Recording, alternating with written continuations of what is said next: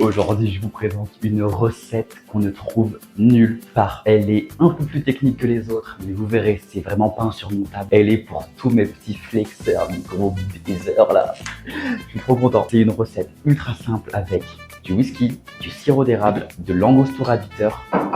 Et enfin, à la fin, on va venir brûler du romarin pour apporter ce petit côté un peu fumé. On y va, c'est parti. Recette très facile à réaliser.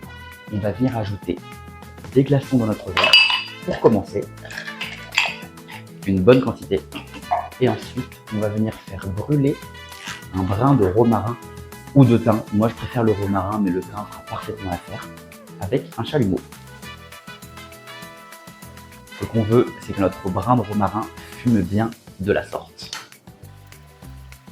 Ensuite, venez simplement prendre votre romarin, l'ajouter au milieu des glaçons et on le laisse de côté quelques instants. Par-dessus ça, on va venir ajouter 60 ml de whisky.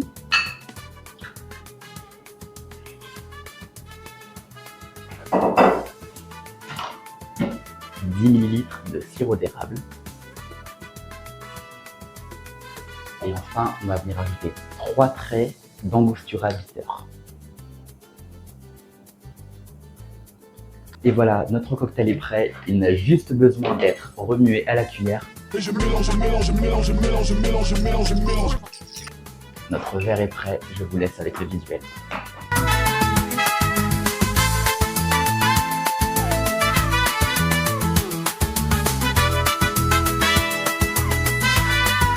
On va goûter cette merveille ensemble.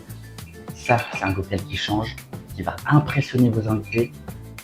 Et surtout, le romarin dedans apporte vraiment ce petit goût fumé qu'on apprécie tant. On y va.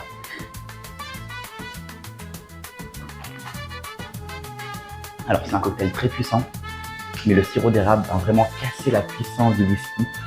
On retrouve ce petit côté épicé, sucré, fumé. L'équilibre est extraordinaire. C'est un vrai régal. Si jamais vous voulez faire cette recette dans une plus grande quantité pour une bonbonne de 5 litres, pour un mariage, un événement ou une fête entre amis, je vous mets les proportions juste ici. Même si, au vu de la simplicité du cocktail, on n'a pas vraiment besoin de le préparer à l'avance. Chaque verre peut être fait à la minute. N'oubliez pas notamment de bien brûler votre romarin au dernier moment pour en extraire une fumée bien fraîche. Sur ce, je vous remercie d'avoir suivi l'épisode. Encore une fois, je suis trop content de vous avoir présenté celui-là et à très bientôt.